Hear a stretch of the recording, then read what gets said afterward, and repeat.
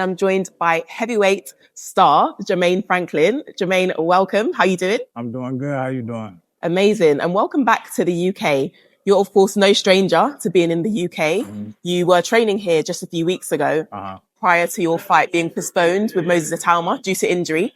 And you're back here again. What is it you love and enjoy about being here at the Pug Gym, which is Don Charles's gym?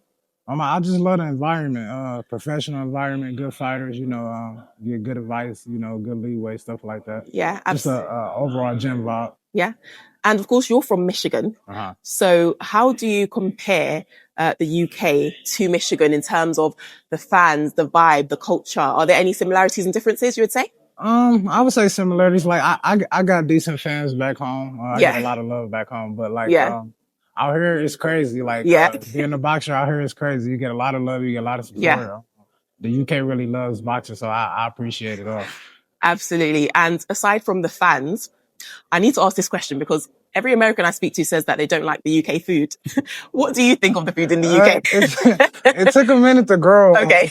But there's certain spots though. After you come there for a while, you find a good spot. Okay. Have you tried Nando's? Yeah, I had Nando's. Do you like it? Yeah, I like Nando's. Okay, we're going to get you a citizenship. Peri chicken. Yes, okay.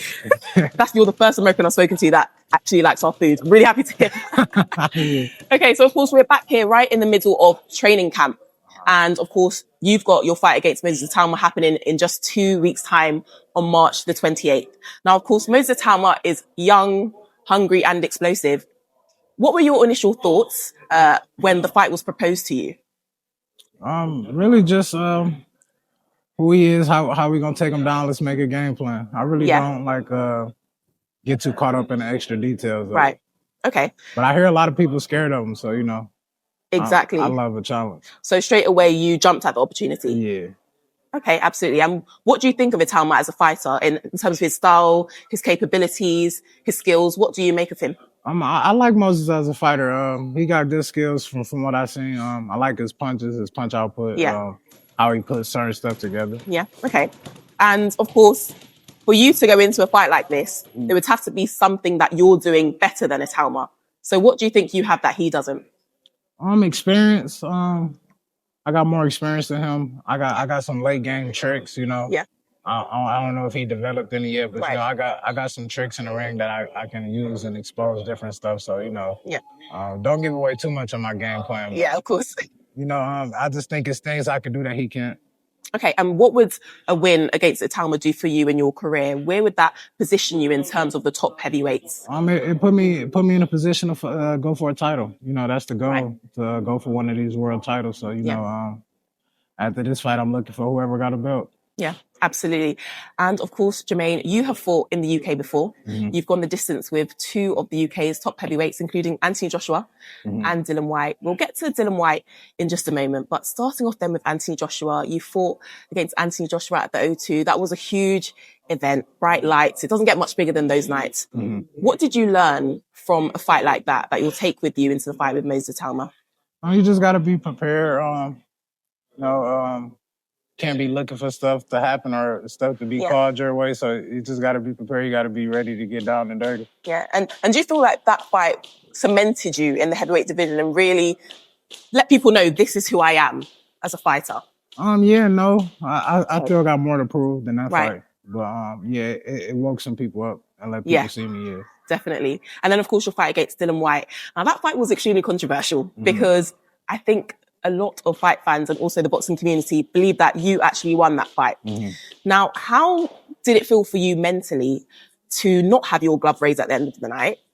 It was discouraging. Put him in a fight like that. This is what we do. It's the fight business. I understand the politics of it. I understand how it goes. So just don't wait too much on it. The fans, a lot of fans thought I won. So that's gratitude enough for me. So did it motivate you and give you that extra push and drive to show that this is what you're made of and you can, of course, go very far in the division? Every fight gives me motivation and drive, but it gave me a little extra push. Okay. And what would winning the fight against Itauma how would it contribute towards your overall legacy that you're trying to leave behind? Do you think that Itauma, would you say that he's one of the top heavyweights right now in the division that you think that you can really overthrow and kind of take your throne? I mean, he's an up and coming fighter, so I mean, they placing him at the top. That's how they got him on the ranking. So he would be a top fighter right now in the division. So beating him just put me up there. You know, like I said, get me ready for a title shot. Yeah, absolutely. And you've spoken about that title shot before. I've heard you speak about that so many times. Mm-hmm. Would you say that that's, of course, the ultimate goal? So once you get your hands on a title shot, would you say that you've accomplished everything that you want to? Or would it be to become undisputed? Become undisputed. Undisputed. I got to be undisputed, yeah. Okay. That's the goal. I need all the belts. Okay, absolutely. I'm a little greedy in that aspect. I need them all. Okay. And so, of course, you've got Alexander Usyk, you've got, of course, Fabio Wardley, and then, of course, the fight against with Fabio Wardley and Dubois. Mm-hmm. You're, of course, looking at all of those fighters, thinking that you could be next then. Yeah, I'm looking at everybody. It's another guy, because the WBA has like 2 belts. So it's another guy. I think I'd be butchering his name. His name is like Gusav or something like that. Gusav. Yeah, I think he's Russian. Okay. But I think he has one of the WBA belts. So any one of those guys. Right. Okay. So even like an interim belt, any interim belts? No, we want you just want the full title. Yeah. Okay. Yeah, well, that's good because it means that, of course, you've got big dreams and big hopes. And of course, if you keep on going the way that you're going, I'm sure that you're going to achieve those dreams. Yeah, I must achieve them. Absolutely. Yeah. Now, Jermaine, you've been very open and vocal in speaking about your hardships and experiences that you've had of late in terms of loss. You've spoken about your father, and then, of course, you've spoken about losing other family members as well. First of all, just want to say I really do commend you for your courage and just the resilience that you've had. It's very hard to get back into the ring after experiencing that. How would you say that you're keeping your father's legacy alive now, of course, both in the ring and outside of it?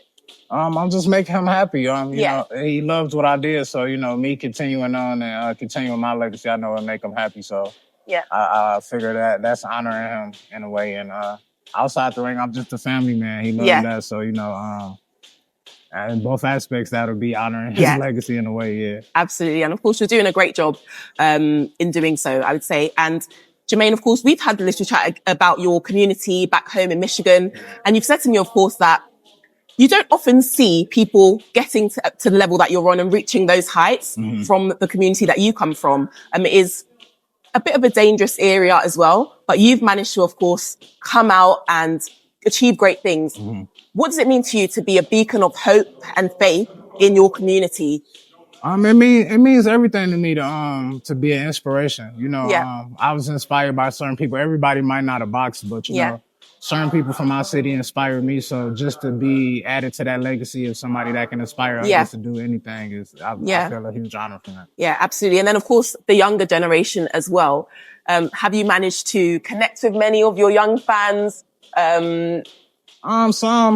I still go to some gyms and stuff when I'm back home. So I'll be around, you know. I mean, I'm not hard to reach out to. Yeah. You know, I'm an easy guy to get in touch with from the community. So, you know, if anybody just needed to talk or anything like that, they can hit me up.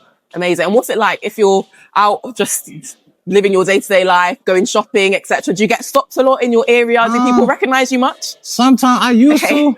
So sometimes it's like that, but like, back home, more people would just say what's up or keep doing what you're doing type of thing. They don't really stop. Yeah, so like... They kind of let you get on with your life. Yeah, but if you're somebody like I don't see a lot, maybe you might stop me. But most of the people like around my area and stuff, they just, you know, just tell me to keep up the good work. Ask me when the next fight is and stuff like that.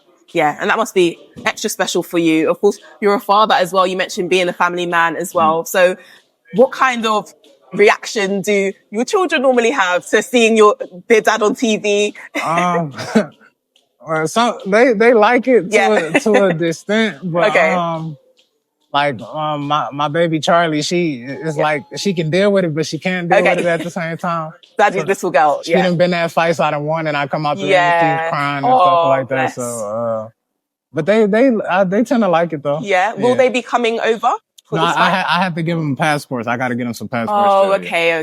But I'm sure they'll be watching. They'll be watching on TV. Yeah. Amazing. Okay. Well, of course, you've spoken about your community and the impact you've had. Now, for those people that do support you, not just in America, not just in Michigan, not just in the UK, but worldwide, is there any message that you'd like to send to them before your huge fight on March the 28th? Just tune in. It's gonna be fireworks. You know, I come to fight. I'm a warrior. I come to go to war every time. I'd rather die before I quit. Absolutely. That's why they call you the 989 Exactly. Exactly. And finally, to your opponent, Moses Itauma, if he happens to be watching this, what are the last words you'd like to say to him before your big fight? Just don't sleep on me. I'm here to shock the world. Well, there you go. Jermaine, it's been an honor. Thank Wishing you the very best of luck with your fight on March 28th. We will be tuning in. Good luck. Thank you.